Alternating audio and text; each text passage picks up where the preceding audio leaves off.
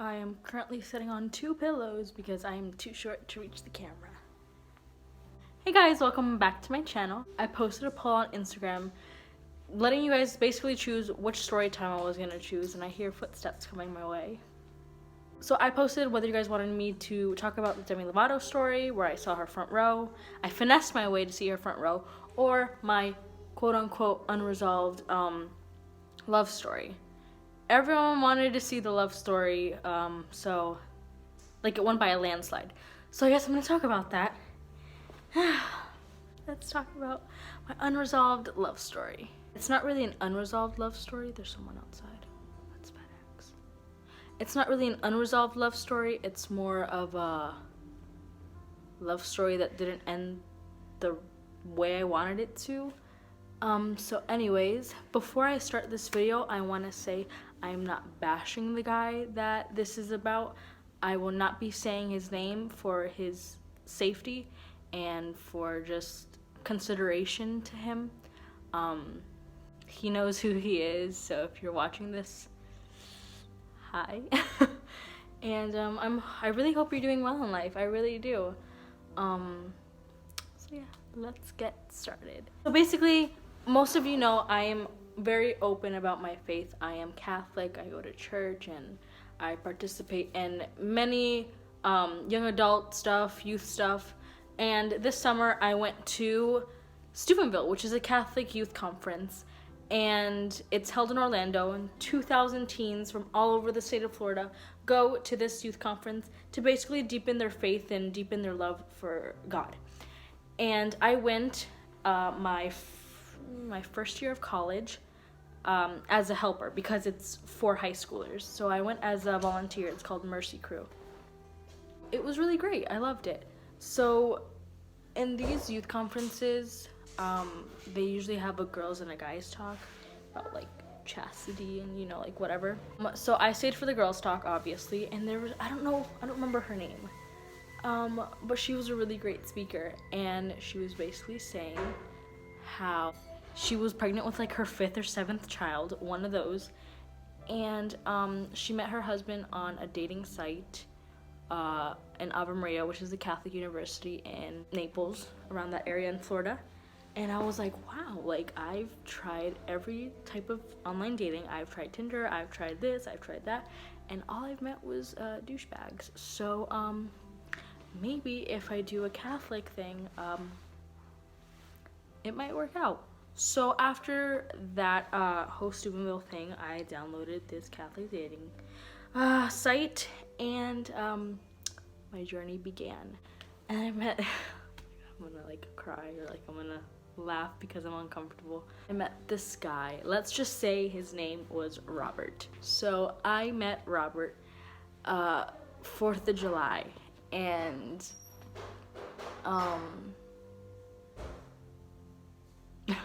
sorry. Yeah, we met 4th of July online, clearly, and we started talking. And the day after we started talking, so July 5th, he gave me his number, I gave him my number, and we FaceTimed for the first time. It was like we clicked, and I knew there was something really special about him. So we spoke for, I want to say, like 2 or 3 weeks. This sounds so crazy, like explaining everything. But we spoke for like 2 or 3 weeks before we told our parents. He was 25, I was 19 at the time, now I'm 20. But age doesn't really matter for me, and it didn't really matter well, it mattered a little bit to him. And I told my parents, and I thought they were actually going to kill me, because talking to this stranger online, and he wanted to come. Oh, another important fact. He didn't live in Florida. He lived in the Washington, D.C. area. I'm not going to say what state because, again, I'm going to respect him for this video. He lived in that area up there, and I was down here. So I told my parents, actually I told my mom first. I was like, listen, I downloaded this Catholic dating site. I met this guy. He lives in the Washington, D.C. area. He's really great, and he wants to come down here to meet me. And my mom was like, okay. And I was like, are you sure? Like, you don't want to, like, beat me up or something? She's like, no, like, if you found, like, what you think you want, like, go for it. And I was like, okay. So then I told my dad, and my dad was like, you met who? How old is he? Like, he was really, like, skeptical about it. What you should have been. So yeah, I told my parents, and they said yes, he could come. So I told him, and he was going to tell his parents. And things started to slow down after he told his parents, because I guess we were realizing that we were taking it too fast. And so that happened. We just took it slow, and it was great. Honestly, like, we talked every day, we FaceTime every night. It was the type of thing that I wanted, like, you know, like Catholic, like, we pray with each other, and, you know, we really get to know each other, and we get to teach each other about things that we've learned through life, and we literally talked about everything, and it was amazing. And I genuinely thought that I was falling in love with him, and I think I fell in love with him, to be honest. I really did. He was everything I wanted in a guy. So the time went on, and he bought plane tickets to come see me. I will never forget the date, August 13th. He was supposed to come like around noon. The week before he was supposed to come, he went on this mission trip, because he's an amazing human being. He went on this mission trip, and communication was not there for us because he was in Central America, so texting was not really a thing unless he had Wi-Fi, and he only had Wi-Fi if he was in the hotel that he was staying at. So I was like, all right, like, do your thing, like, it's okay, like, just be safe, I'll pray for you. And that was that. And it was nice. It was hard because that was the longest we've gone without speaking to each other, but I thought that was a really nice space for us to, like, grow with each other, but without each other. So then, the week that he's supposed to come, here we freaking go. I'm gonna cry. He was supposed to come Sunday afternoon. The week of, everything was great. I noticed that he was... That's my nephew, I'm sorry. I noticed that he was, like, texting me a little strange. I'm a girl, I notice these things. I notice everything. Thursday night, he called me, or I called him, I don't remember. And he was basically saying, like, hey, like, we need to talk. I don't know if I should come. And my heart sank. I was like, no. Like, this is not happening to me. Not again. Like, I am not letting someone that I put my trust in again hurt me again. Like, that was not a possibility. Especially him. Like, he was everything I thought I needed in a guy, and everything I thought I found in a guy. And I was like, no, like, this is not happening. So we spoke about it, and I was like, dude, like, you already bought the plane tickets. You're not gonna get reimbursed for that. You already booked the hotel. You're not gonna get your money back. Like, don't waste your money. At least come down here. Let's see if this works out. And if it doesn't, it doesn't. And if it does, well, great. We'll grow from that. And he was like, okay. Like, he changed his mind. Like, we talked about it, and he was like, all right, I'm gonna go. Friday and Saturday, I still noticed he was very distant. I noticed things because, again, I'm a female. I'm a woman. I know when something's wrong. And something was wrong. So I noticed that he was being very distant, and I don't know. The way he used to talk to me 3 weeks prior to that was completely different. And I'm talking about, like, this guy used to send me the sweetest messages, and now he would basically, like, text me in the morning. It was breaking my heart. And Saturday night, the night before he was supposed to come, he called me again. This is my finger. And he was like, I still don't think I should do this. And we talked on the phone for at least 2 hours. And he was basically saying how he doesn't think that right now is the right time for us, that maybe in the future it is, that he was going to, like, across the world to travel with his friends, then he was going to the military, and he just didn't think that now was the right time. And I was like, listen, now is the only time that we have, so let's take advantage of now. I don't know what's going to happen in the future. I don't know if I'm going to die a year from now. I don't know. But all I know is that I'm not wasting this opportunity that I have with you. And he was like, I don't know. He was basically saying that I was inspiring him, and he still didn't know what to do. So I was like, listen, you're coming. Like, you're coming. I really hope I didn't sound like I was being forceful, because that's the last thing I wanted to do. I just really wanted to be with him, and I really wanted to spend time with him.